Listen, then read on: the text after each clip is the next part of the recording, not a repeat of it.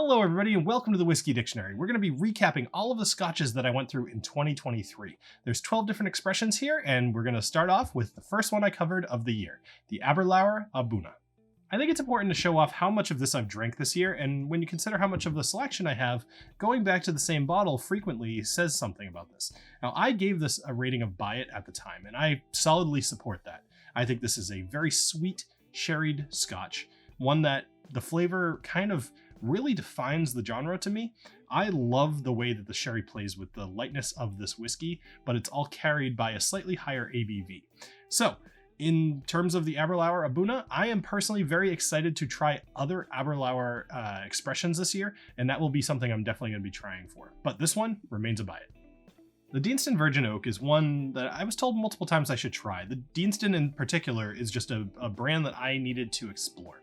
And the Virgin Oak seemed like a natural starter. I found it in a shop up in New Hampshire, and it was, I want to say like $45, maybe even $40. It was super cheap. So I had no reason not to buy it. And when I looked at this and kind of looked into it and realized what this meant, right? So it's scotch that is aged in ex-bourbon barrels, but then it spends some time in virgin oak, basically meaning it's never held an alcoholic beverage before.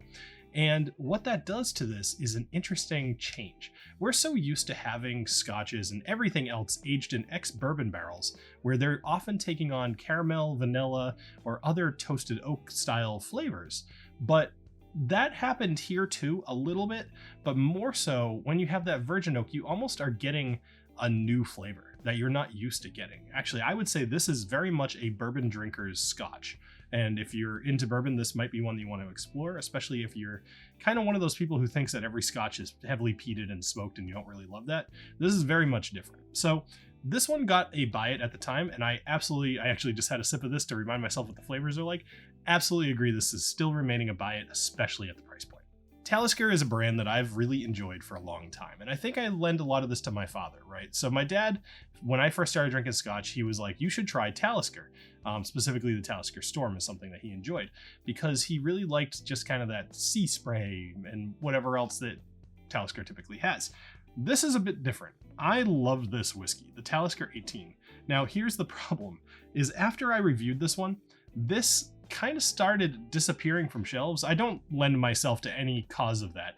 More just, I don't know that they made a ton of it. You can still find it, but not everywhere. Like you can find Talisker 10, Storm, even Dark Storm. You can find all of those, but the 18 is tough to come across. At the time I gave this a buy it, I thought it had a fantastic flavor. I still feel that way, and I absolutely think this one's a buy it. There's no concept of stocking this one. You're not going to find it that religiously, but this is one that I hope to see again on my shelf after I finish it. I'm only about halfway done, and I'm going to be drinking through this one fairly slowly. So this one definitely gets a buy it from me. Now for my first disappointing whiskey of the year, which is really unfortunate because pretty much till the day I die, I will say that I love everything Ardbeg, and I will try as many of their individual expressions as I can, but the Heavy Vapors, at the time I ended up giving it Try It. This one's specifically a community release, and I got this at kind of like we have like hold cards is what we do, and I got this there. So it was hard to get. I had to kind of give up the option of selecting other potentially better, or eventually learned that they would have been better options. And I'm just really disappointed because frankly, I think Ardbeg is slipping over the last 4 or 5 years. And their core range is still flawless as far as I'm concerned. Maybe the Ano I wouldn't necessarily speak so highly about, but everything else is wonderful. It's their special releases that really need to kind of get a little better. Otherwise, I'm going to lose faith. I kind of had the same problem with Booker's. Booker's started going up in price and their releases weren't getting better. Ardbeg is going up in price and their special releases are not getting better. There are occasional outliers, but overall, I feel like they're on the decline, and that's really sad. So, that was a bit of a rant, I'm sorry, but Ardbeg Heavy Vapors, gotta try it from me. I'm actually just gonna straight up say ignore it, especially for the price. Don't buy this one unless you are the kind of person who has to have all of the Ardbeg individual editions, and totally respect that. I find myself wanting to be that guy too. But if you are a casual drinker or just looking around, don't bother with the Heavy Vapors. It's not worth it. Moving along from that, we now have the Glenmorangie Nectar d'Or. This is something considerably different. This is something I give to people as kind of a first whiskey, either literally their first whiskey or as part of a tasting, which I've done a tasting in this past year, and this one was included. I actually started out with this one, or maybe one right before it, but early on, because I like to show people, especially people who have the misconception that Scotch has to be smoky, that this is quite a bit different. This is sweet, it's delicious. I gave this a rating of a buy it. I also think this one's a buy it, but I don't know that you will continue to stock it afterwards.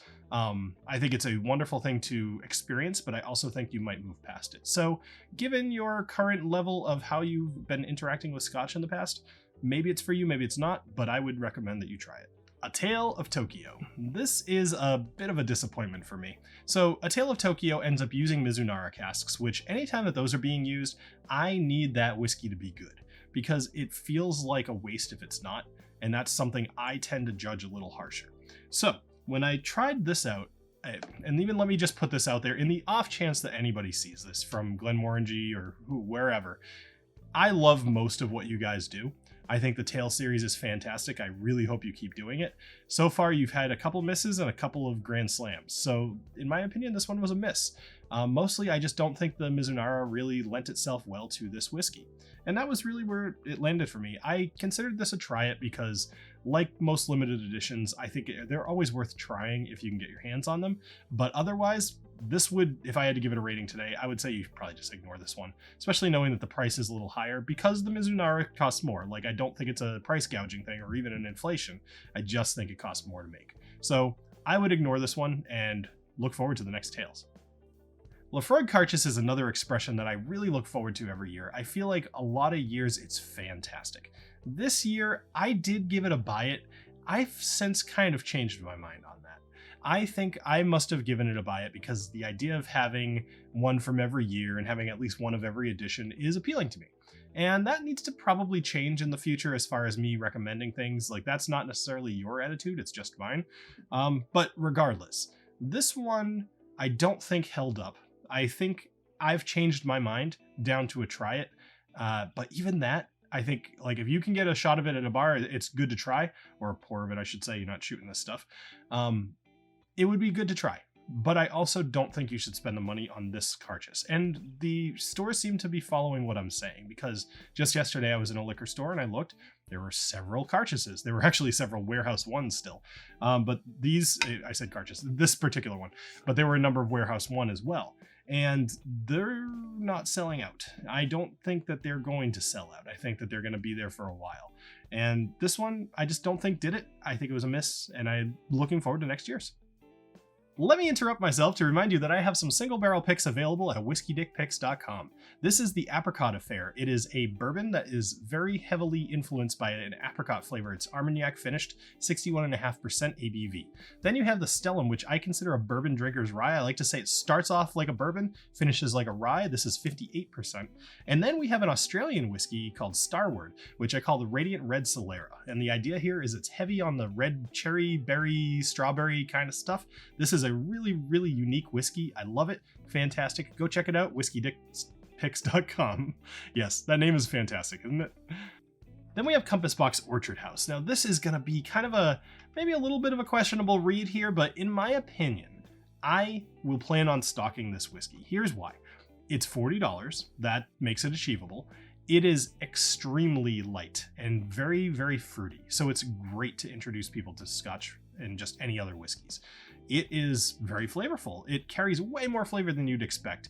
And obviously we know that everything coming out of Compass Box really is very well tuned. And because they're blending it for a flavor, their consistency is going to be right on point. So in my opinion, I think this is a stock it because of all of those reasons. And I'm going to leave it at that. So let's move on to the next one. Lastly, we have some Islay barleys. We have the 2011, 2012, and 2013. I just went over these about a week or two ago, so if you missed that video, then go check it out. But aside from that, the 2012 was my least favorite of the three. So I had given this a buy it / try it in the video because I think it's always fun to be able to compare over years. And I kind of gave the caveat that buy it only if you're planning on buying these other two. So for this video, I would say this is an ignore it. I wouldn't even bother with the 2012, frankly. I just don't think it was very interesting.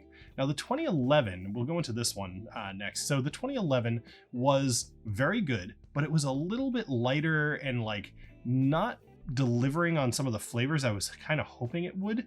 And so for that reason, I did give it a buy it, and I maintain I still think it would be a fun one to try. So either try it or buy it from me as kind of like a secondary rating. But I would lean more heavily towards buy it. I think this one's still worth your money if you can find it. Now the 2013, this one was fantastic. And what I liked to say was more the 2011 would be a good one to start your night with. This is one that will continue to deliver a good flavor drink after drink after drink. So if you're having, 3 or 4 things, you have one 2011 just to kind of get everything going, and then you stick to this one for the rest of the night, and you're going to enjoy yourself. I think the 2013 was fantastic, and it was a very good contender for Whiskey of the Year for me as far as what I've reviewed for scotches this year. Well, that begs the question, which one did I pick to be my Whiskey of the Year? And keep in mind that these are only picked from the whiskeys I've reviewed this year. This isn't which was the best scotch to come out in 2023. I would love to have the cred to be able to properly gauge that, but I haven't tried them all. So instead what I do is I take everything I reviewed for the whole year and I pick my favorite of them all. And this year I am actually going to pick the Talisker 18. Now, I really came to love this whiskey. I think I've shared this with most people who have come over with the intent of drinking whiskey, which is most people coming to my house. And I really think the Talisker 18 is going to be one I'll miss when it's gone. And if I can't find it again, I'll be sad about it. So if you can find it, if you can get your hands on it, this is one I think you should have in your collection. And I really think you'll love it. So go ahead and give it a shot. Tomorrow, we're going to be going over Irish whiskeys. I do quite a few of those over the year. So let's check those out tomorrow, and I'll see you then. Cheers.